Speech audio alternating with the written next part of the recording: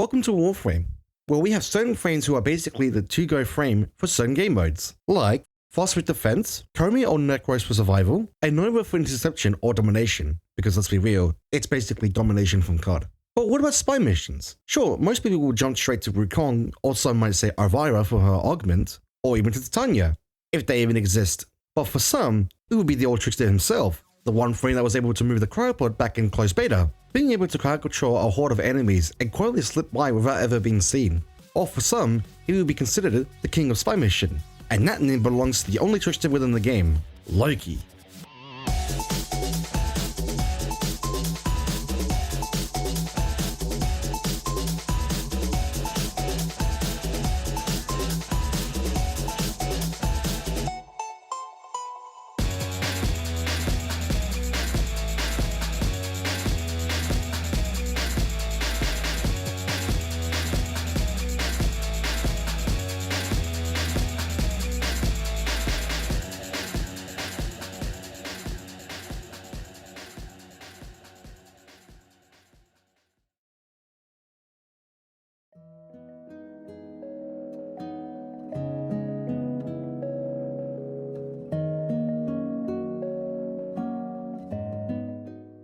Loki was released in 2012 during the closed beta Warframe.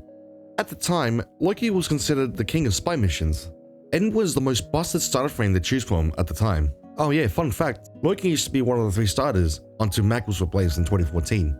But Loki can make a decoy of himself to draw all fires away from himself and allies within the squad, being able to go invisible and switch places with most enemies within the game, but also being able to crowd control with Radial Disarm.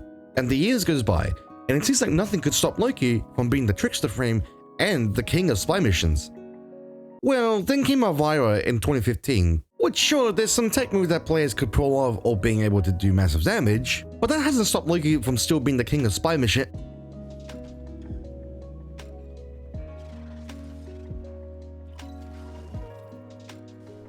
Okay, so that might make Elvira a lot better choice for spy missions, but it's just an augment, meaning it requires a mod slot to use the augment.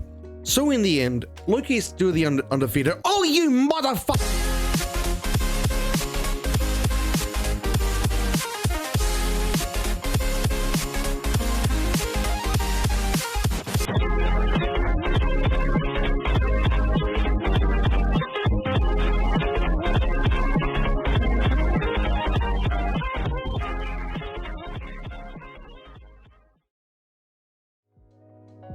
Now, Wukong did come a month earlier than Elvira, but in saying that, the rework that Wukong was given not only made him the AFK Warframe in the game thanks to his clone, it also made Wukong currently, and to this day, the unbeatable, the champion, and the king of spy missions. But hey, Loki can still at least crowd control, and I'm sure there's not a feature that will kill crowd control entirely.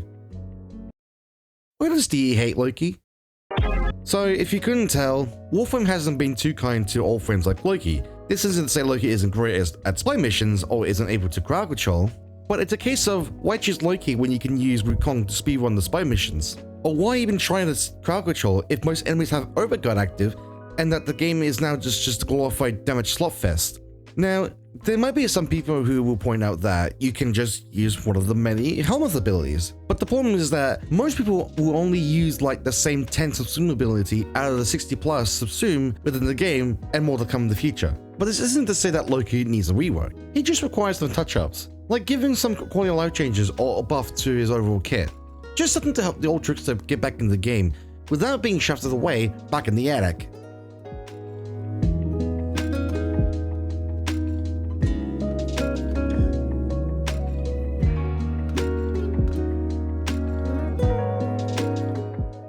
Loki Plane was released in the Dark Sector update, or Update 14, not to be confused with the 2008 Dark Sector or the 1999 update with Rebecca Starr. It's me, definitely Rebecca Ford.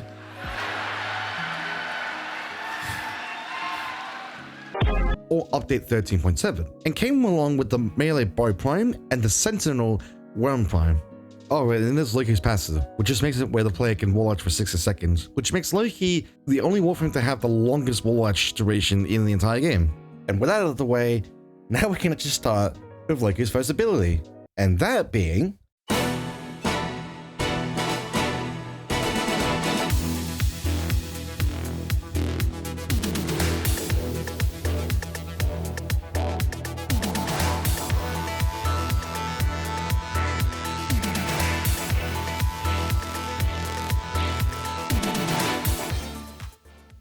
So starting with Loki's first utility ability, that being Decoy. As the name implies, Loki deploys a decoy of himself, in which it will force all nearby enemies to focus towards the decoy. While it has the highest aggro or threat level within the game, it has line of sight check, for some reason, but it does increase the total health and shield per enemies by 50%, which does scale as the level increases, and doesn't have a cap of how many enemies that are affected by the decoy, but the effect range is only 15 meters at base range, so having more range will help decoy gain more health in total. Players can only cast one decoy at any given time, but it refreshes the enemy's aggro towards the decoy, with the base duration being 25 seconds and the casting range being 100 meters. Damage decoy is how do I put it? An interesting augment, to say the least, but the player is able to place the decoy on top of any enemies that doesn't have an active overguard though, and while under the effect, any enemies that shoot the decoy enemy will be given 5 random status effects and damaged back with 350% of reflected damage. While it doesn't seem that insane of an augment, but if you were to use Nyx's Mind Control, more specifically Mind Freak, not only will it make the selected target more tanky, but it will spread the random side effects more efficiently thanks to the extra speed buff given from Mind Freak.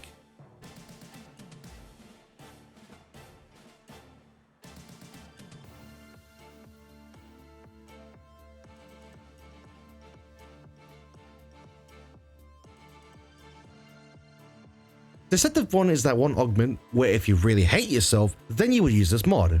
It basically makes it where if the player takes damage, then 50% of that total damage is given to the decoy instead, but the same is applied to the decoy. So if the decoy takes damage, then that 50% is given straight to the player itself, which you're not going to have a good time with it. But then the Saviour Decoy. The augment gives Loki more survivability, which in short, when the player takes fatal damage, then Loki will switch place with the decoy, but the decoy will be destroyed within the process. But the added bonus is when active, it increases the casting speed for decoy by 50%, so you can quickly cast those straight away.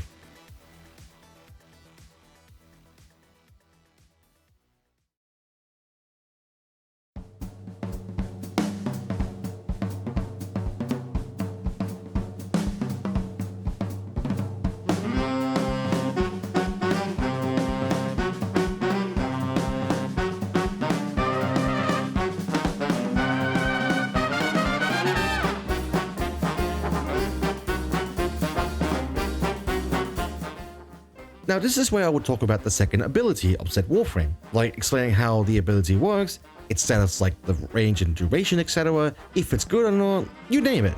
But because this is a Loki video, and if you are unable to understand what the ability does just from the name alone, or never have used Loki before, Invisibility just makes the player go invisible, with a base duration of 12 seconds. Though it does make the in-game audio somewhat muffled and muted at times, but you could use Arcane Crepuscular, which gives the player a flat critical final damage and 30% strength while invisible. Hushed Invisibility is an augment that removes all noises from all weapons. It's basically Banshee's current passive, but before the rework that she's getting sometime later in 2026, also at the time of recording this. Sick. Oh, and for some reason, being invisible from other ways, like from Octavia's metronome, doesn't trigger the augment. Also sick.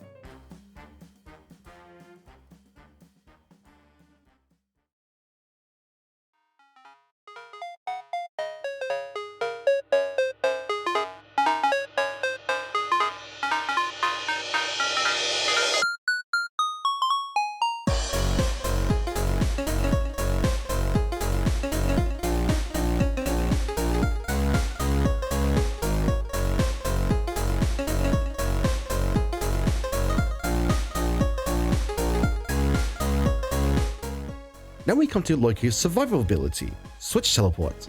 Casting the ability while looking at an enemy or any squad mates will cause both Loki and the selected target to switch places at that exact spots, with a base range of 75 meters. After swapping places with an enemy, the target will become confused after being teleported, and will give Loki a 50% speed buff for 5 seconds at base duration.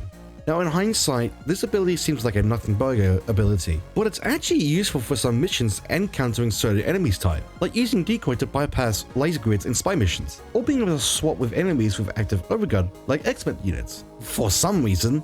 Not to mention that Switch Teleport doesn't have the standard line of sight check, but more of an initial line of sight check. Basically, the player can choose the target to switch with without having to keep their eyes on the target at all times. Safeguard Switch is one of Loki's best augment that he currently has. Though it's not required, it's more for if the player wants more survivability added.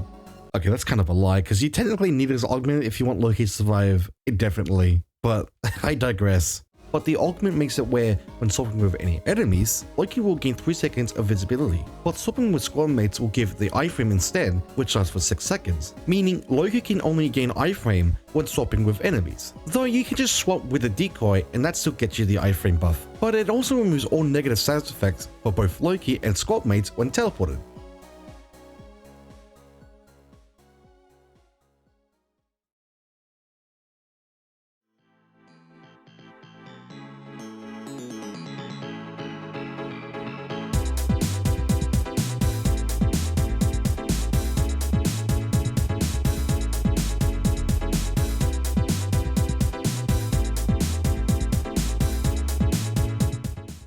Now for Loki's crowd control ability, Radial Disarm. When cast, Loki releases an AoE pulse, in which causes all enemies within 20 meters at base range. The effect will cause all enemies to lower their weapons and can only perform melee attacks, unless it's the Uncharted robots, in which they can still use their range attacks. Because why not, I guess. And for some reason, it does 400 impact damage at base strength, for some reason, and not radiation? Oh, and speaking of radiation, Irradiating Disarm just makes Radial Disarm now apply radiation to all enemies within range with a base duration of 9 seconds. Sure, why not? Sure, just make it where it's an augment, not a part of his ability.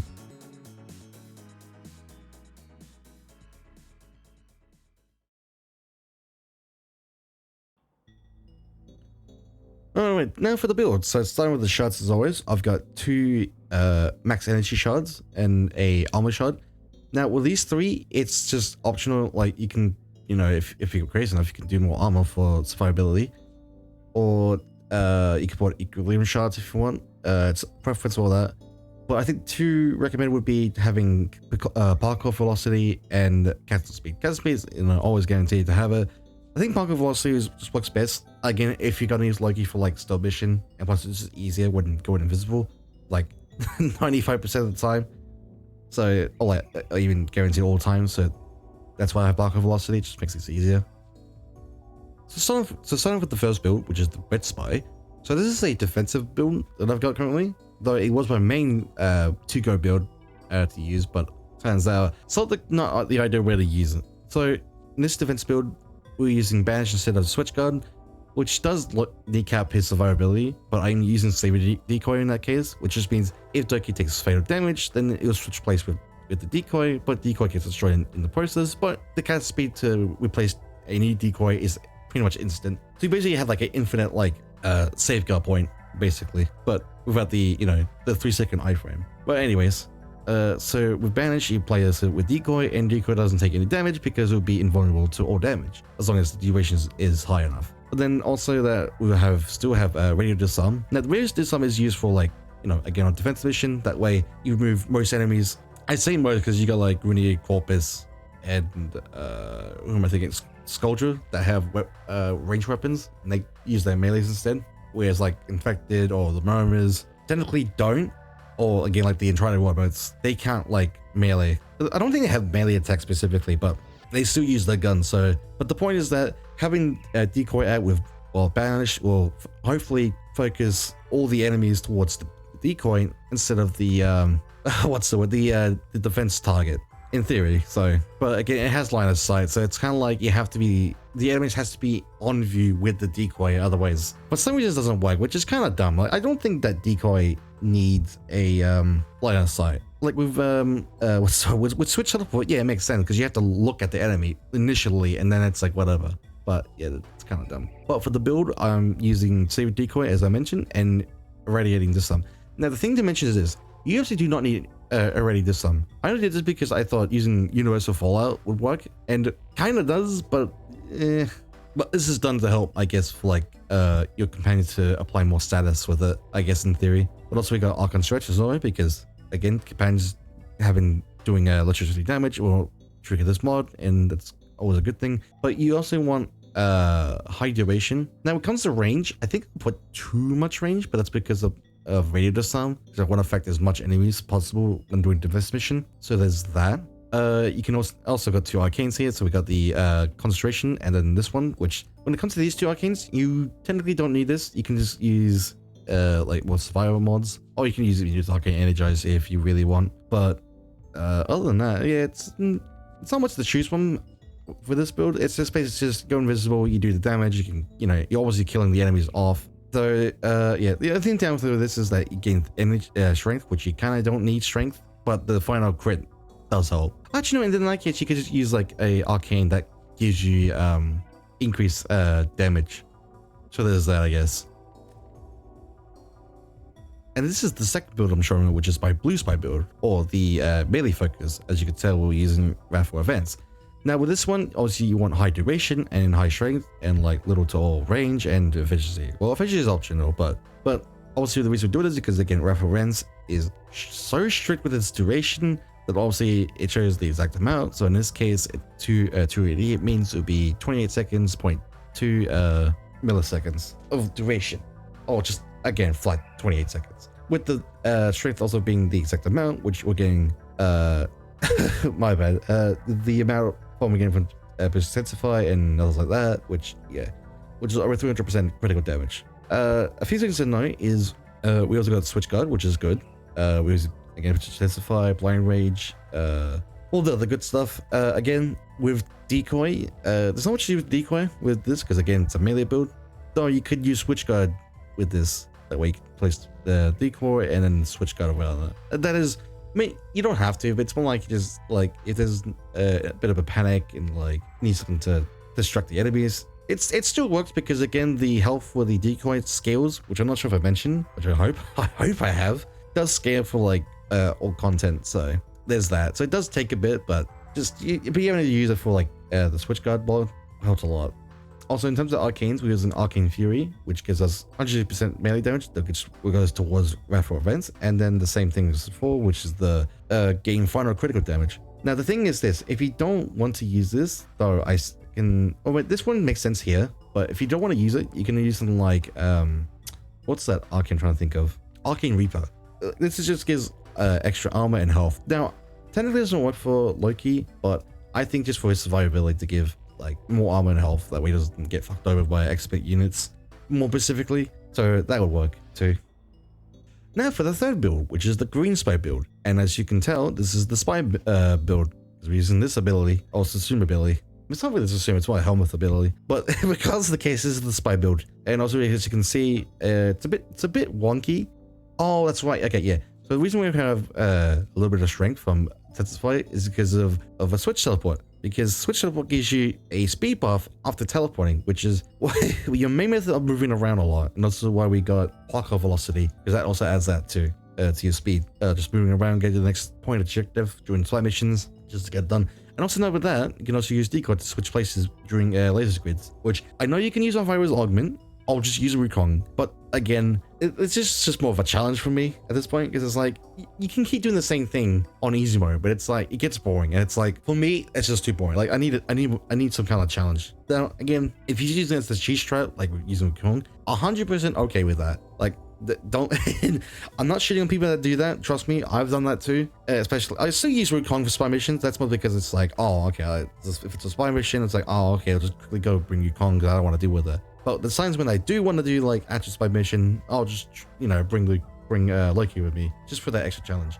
But anyway, with my fucking rambling, so we got a bit of extra mods here. Like we have X Energy Nexus, as this will help with Loki have more energy, mainly because then we make sure that we have this mod ready on the go. And because again, you're gonna be using this ability a lot, despite only being like over 20 cost of energy. Having some kind of energy generation helps a lot, even though we've got Archon Stretch, but again, having a way to generate energy a little bit helps a lot. Which also we got Dreamer Bond. Also we got Armor and Agility. This is only used for the extra 15% speed. So you don't have to use this. I just only use it because of the extra speed. And in terms of arcanes, it really doesn't matter. I think maybe concentration would help a lot. That way, you use this ability and then you're able to increase invisibility duration a lot to I think like an extra 8 seconds, 8 to 6 seconds, something like that. Could be wrong. I was gonna say these. I mean, they're all optional, but you can also use Arcane Agility, which on damage, as in hitting an enemy will trigger this and it just makes it a lot more faster with the switch effect. speed buff. So yeah, this is the spy build I use for Loki, but you can change it a bit to your preference, or again, just fucking use Wukong. So now for the final build for Loki, which is the yellow spy build. And this is the main build I'm gonna start using more often, mainly for the fact that we're using mind control instead of Radial Disarm. Now, the reason we're using this is because of damage decoy. And the thing I learned this on the wiki, is that when placing a decoy on top of an enemy, you can actually use mind control with it, which obviously increases the effect from this. Not only that, also makes it easier to spread. But with Mind Freak on their head, ignoring the damage, which, like, I mean, it does damage, but I don't think it works effectively more with Nyx does. But that's not the case. The case is that with this, the mind control enemy increased movement speed, meaning that this, with damage decoy added, meaning it will spread more status effect, a lot more, meaning we can use Arcane Impetus, which means this Arcane has no cap, I believe, to how much you can get from it, meaning you can be getting a shitload of strength for 20 seconds. So I'm not sure if the refreshes the duration count, or like if it constantly refreshes from adding new status effects, which I have to assume it probably doesn't. Maybe it's like the second it applies one applies one status effect, it starts counting it and then like refreshes every 20 seconds. That could be the case, but otherwise this is fantastic with this build that we're going with. But also that we're using Safeguard because, again, extra survivability, and plus no cap to how many times you can spam the fucking thing multiple times. But yeah, same thing, we're using Onboard Intensify, Archon Stretch, but this time we're using Archon Flow, mainly for the fact that I just want to make sure I have the energy to cast his abilities. But yeah, you don't need to have Blind Flow for this one. I think just for like just having base efficiency is fine. Also, you want duration. Oh yeah, that's the thing with this build. You also want high duration. That way these abilities can last longer. So the things I'm not using Arcane Concentration, which I feel like I should be technically using Arcane Concentration, but I think for this, it works fine. Actually, I might take out Blind Flow, but yeah, again, you can change it how you want, use it as you please. Again, it's not the most effective thing. This is more just a to spread status effect from damage decoy, and which also helps a lot with your companion to spread the more status effect as it is. And plus, I think it just makes it easier that way. I don't know. I lost my train of thought. But anyway, yeah, that's the build. Yeah, so take what you if you like anything of them, just take it away. But just try and change it to like your own playstyle. Like how like maybe you're like, oh, I don't like playing flow on this. I'd rather have something else because like the way I've got the setup. It's all on preference, which I might think might change this up too. But yeah, it's all there. Just go nuts on it. So there are two ways that the players can get Loki. The first is from Neptune Saves, which is a assassination mission with the hyena packs. They're basically the Zanuka from LO3 boss fight, but no in a pack. But the second option is from the circuit, being that players can get Loki from rotation week 2.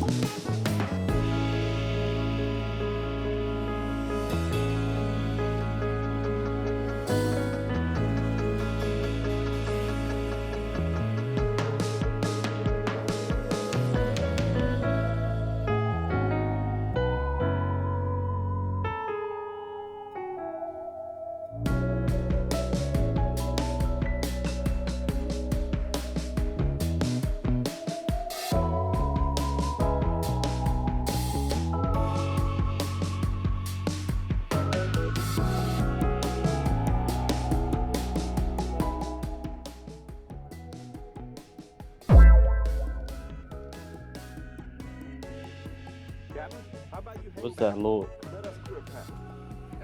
But look at his face, it's just like, what the fuck just happened? No, I should give it a dirty look. Oh, you mean that? Oh, you mean her? Oh, I have no clue. I don't know. She's getting freaky. She's messed up, man. What do you mean? I sure can go for a lot of them. Alright, what do we... This way. Oh, he's stuck behind the car. Come on, man. What? Come on. Man. Oh, there we go. I moved them. What? What? What? Boy, are you good? Damn, oh, he's damn, I didn't know he was chill like that. God damn.